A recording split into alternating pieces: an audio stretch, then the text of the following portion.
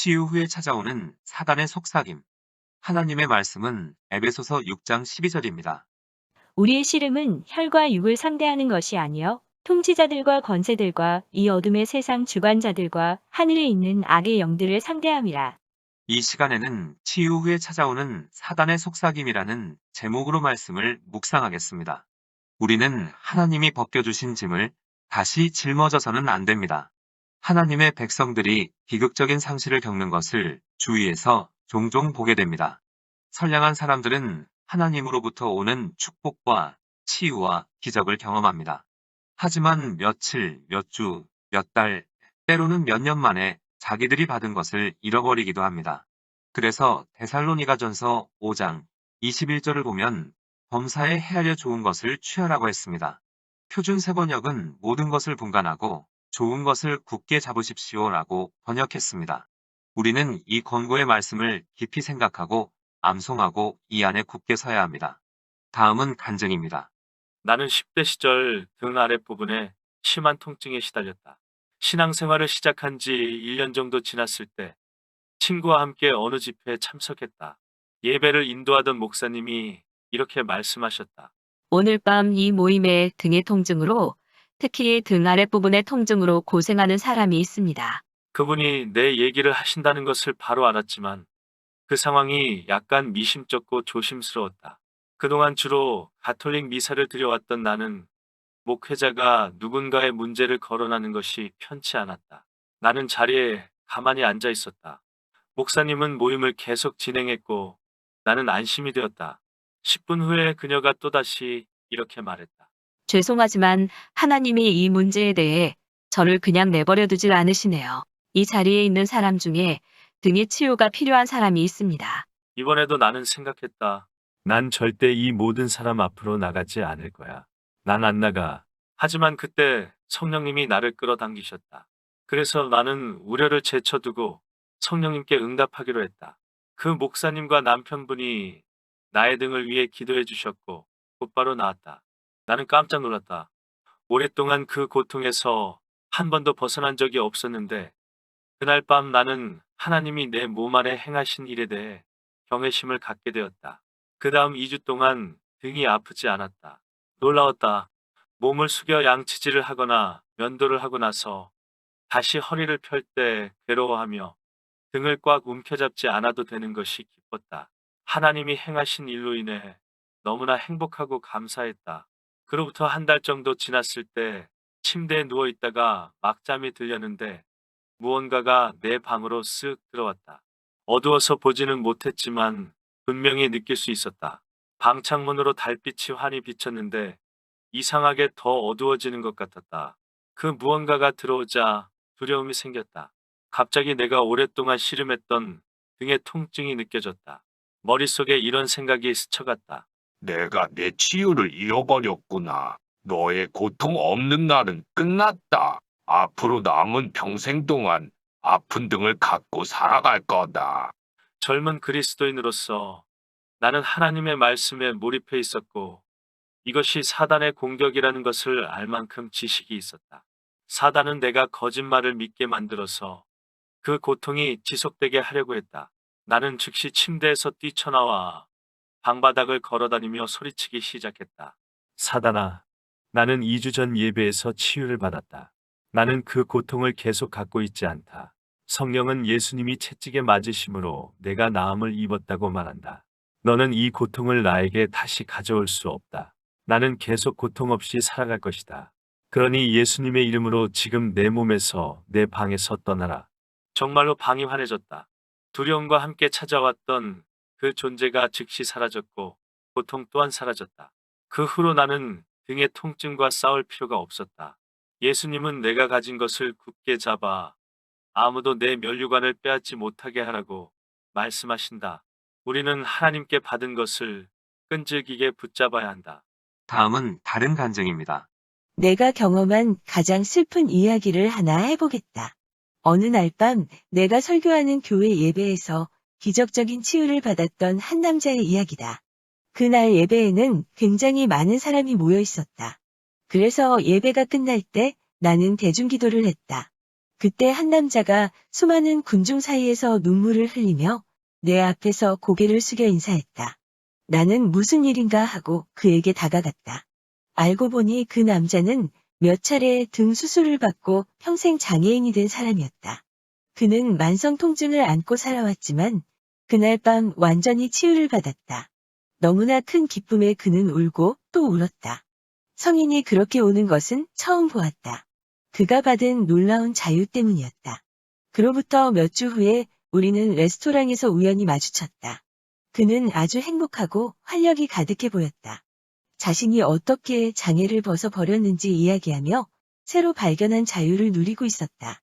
그런 그를 보니 참 행복했다. 1년 남짓 지났을 때 그를 다시 보았다. 그런데 그는 전처럼 환한 미소를 지으며 나에게 다가오지 않았다. 그는 시간이 지나도 나에게 다가오지 않았다. 내가 그를 알아보고 어떻게 지내냐고 물었다. 그는 목과 등의 문제가 다시 나타났다고 했다. 그리고 그날 예배 때 받은 치유가 진짜였는지 의심했다. 그는 자신의 병이 재발한 것이 완전히 나쁜 일은 아니었다고 나에게 확신시키려 했다. 하나님이 그 고통을 통해 그에게 삶의 교훈을 가르쳐 주셨기 때문이라고 했다. 나는 그에게 굳게 붙잡으라는 예수님의 말씀을 전해주려 했다. 하지만 그는 내 말에 관심이 없었다. 그는 이미 다른 확신을 갖고 있었다. 지금까지도 그는 착한 사람이고 훌륭한 아버지이자 남편이다. 하지만 불행히도 예수님이 비싼 값을 치르고 그에게서 벗겨주신 그 짐을 여전히 지고 산다. 이분은 예수님께서 채찍에 맞음으로 나았다는 하나님의 말씀을 붙잡은 것이 아니라 통증과 오감과 자신의 생각을 붙잡았습니다. 그렇기 때문에 치유 후에 찾아오는 통증과 부정적이고 불신앙적인 생각의 마음을 빼앗기지 말고 하나님의 말씀을 믿기로 선택해야 합니다. 사단은 우리를 떠나갔다가도 다시금 두려움을 가지고 찾아온다는 것을 기억해야 합니다. 이때에 무너져서는 절대 안 됩니다. 사단은 거짓말을 믿게 만들어 하나님이 주신 축복과 치유와 기적을 흩어버리려고 하기 때문입니다. 목회자들이 신유를 선포하기 전에 신유의 말씀을 반복적으로 말하는 이유가 여기에 있습니다. 통증을 믿지 말고 하나님의 말씀을 믿기로 선택하라는 것입니다. 예수님은 내 믿음대로 될지어다 라고 했습니다. 통증을 믿기로 선택하면 그 믿음대로 기적은 일어나지 않습니다. 하지만 통증은 있지만 말씀을 믿기로 선택하고 치유받은 모습을 상상하며 감사하게 되면 기적은 일어납니다. 통증을 부인하라는 것이 아닙니다. 하나님 너무너무 아프고 고통스럽지만 저는 예수님께서 채찍에 맞음으로 나았다는 말씀을 믿기로 선택합니다. 라고 고백하라는 것입니다. 통증을 믿을 것인지 말씀을 믿을 것인지는 각자가 선택합니다.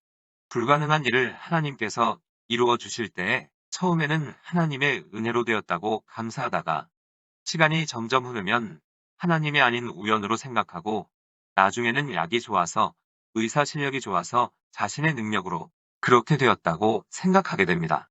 하나님의 백성에겐 우연이란 없습니다. 그런데 사단은 시간이 갈수록 우연이나 과학이나 자신의 능력을 믿도록 유혹합니다. 그래서 하나님께 받은 은혜와 축복을 흩어버리는 것이 사단의 계략인 것입니다. 그러므로 우리는 정신을 차리고 자신의 생각을 잘 지켜야 합니다. 요한계시록 3장 11절에 내가 가진 것을 굳게 잡아 아무도 내 면류관을 빼앗지 못하게 하라. 우리가 영적으로 건강하게 살기 위해서는 자신의 감정이나 오감이나 생각이 아닌 하나님의 말씀을 의지해야 합니다. 야고보서 4장 7절에 마귀를 대적하라. 그리하면 너희를 피하리라. 이 약속을 굳게 붙잡고 선포하고 담대하게 행동해야 합니다. 피한다는 헬라어로 퓨고입니다. 이것은 사라지다, 도망치다, 달아나다, 안전한 곳을 찾아 도주하다, 극심한 공포를 느끼며 달아나다는 뜻입니다. 하나님의 말씀은 마귀가 우리를 피할지도 모른다고 말하지 않습니다. 예수 이름으로 대적하면 사단은 우리를 피한다고 확실히 말하고 있습니다. 예수 이름으로 사단을 대적하면 사단은 사라집니다. 사단은 도망칩니다. 사단은 달아납니다. 사단은 도주합니다. 사단은 극심한 공포를 느끼며 달아납니다. 사단은 성경 말씀에 근거한 담대한 공격을 싫어합니다. 사단은 예수 이름으로 대적하는 우리를 두려워한다는 사실을 알아야 합니다. 사단이 우리를 볼 때 사단은 우리를 감싸고 있는 예수님을 봅니다. 우리는 그리스도의 몸이며 하나님의 기름 부음 받은 자로 사단에게 위협적인 존재입니다. 많은 사람이 상상 속에서 사단의 능력을 부풀려 왔지만 사실 사단은 우리 밑에 있습니다. 그리스도의 발 아래 있다는 뜻입니다. 이사야 14장 12절로 16절에 웬일이냐 새벽의 아들 샛별아 내가 하늘에서 떨어지다니 민족들을 무찌르던 내가 땅에 처박히다니 너는 속으로 이렇게 말했었지? 내가 하늘로 올라가서 하나님의 별들보다 더 높은 곳에 내 보좌를 높이 세우겠다. 북쪽 끝에 있는 신들의 회의 장소인 산꼭대기에 내가 앉겠다. 내가 구름 꼭대기 위로 올라가서 가장 높으신 분과 같아지겠다. 그러나 결국엔 너는 저 아래 무덤으로 구덩이의 맨 밑에까지 내려가고 있구나. 너를 보는 사람들은 너를 가만히 쳐다보면서 곰곰이 생각할 것이다. 이 사람이 과연 땅을 뒤흔들고 여러 나라를 떨게 하던 그 사람인가? 역사적으로 이사야는 바벨론 왕에 대해 쓰고 있습니다. 하지만 예언적인 성경 말씀은 종종 두 가지 의미로 적용되고 성취됩니다. 하나는 자연적인 것이고 다른 하나는 영적인 것입니다. 이사야가 개인과 가족과 나라들을 파멸한 세력에 대해 쓸 때는 틀림없이 영적인 차원에서 사단을 말하는 것입니다. 이사야의 말에 의하면 결국 사단이 이르는 곳은 불타는 유황못의 맨 밑바닥이며 거기서 그와 그 무리들은 영원토록 밤낮 고통을 당할 것입니다. 우리가 믿음으로 어둠의 세력들과 맞선다면 막혀있던 축복, 구원, 재물, 지혜, 건강, 사업, 사역의 문들이 열릴 것이며 가장 중요한 것은 다른 사람들을 도울 수 있다는 것입니다. 우리는 하나님의 말씀, 즉 성령의 검으로 마귀를 대적해야 합니다. 한 가지 조심할 것은 극단에 치우쳐서는 안 된다는 것입니다. 첫 번째 극단은 마귀를 너무 의식해서 하나님을 바라보지 않는 것이고, 두 번째 극단은 하나님을 사랑하지만 사단을 완전히 무시하는 것입니다. 이런 부류의 그리스도인들이 가진 두드러진 사고방식은 다음과 같습니다. 내가 마귀에게 관심을 기울이지 않으면 결국 가버리겠지라는 것입니다. 그런데 이러한 생각은 헛되고 진리와는 거리가 멉니다. 우리는 하나님의 뜻이 승리할 때까지 마귀를 계속 대적하라는 명령을 받았습니다. 우리가 예수님의 이름으로 물리치지 않으면 달라지지 않는다는 것을 기억해야 합니다. 대결을 피하지 말라는 것입니다. 이것은 하늘나라 시민으로서 우리의 의무이고 하나님께 순종하는 것입니다. 영적 대결은 하나님이 그의 은혜로 우리에게 수여해 주신 탁월한 능력으로 가능한 일입니다. 성경은 영적으로 건강하게 사는 법을 가르쳐 줍니다.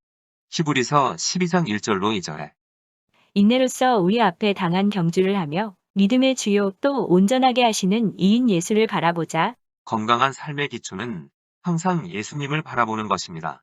마귀나 그를 따르는 무리들이 방해하면 우리는 공격해야 합니다. 우리가 대적하면 사단은 달아납니다. 그러고 다시금 예수님께 주의를 집중해야 합니다. 예수님은 우리에게 믿음을 주시며 그 믿음 안에서 우리를 온전케 해주시는 분이십니다. 기도하시겠습니다. 내가 가진 것을 굳게 잡아 아무도 내 면류관을 빼앗지 못하게 하라고 말씀하신 예수님. 우리가 하나님으로부터 받은 축복과 치유와 기적을 사단은 어떻게 해서든 흩어버리려고 기회를 노린다는 것을 기억하고 절대로 방심하지 않게 하옵소서. 생각이 다 내 생각이 아니라 하나님이 주신 생각, 사단의 생각, 내 생각이 있음을 알고 성령 안에서 잘 분별하게 하시고 사단이 우리를 공격할 때 성경 말씀을 근거로 담대하게 공격하게 하옵소서.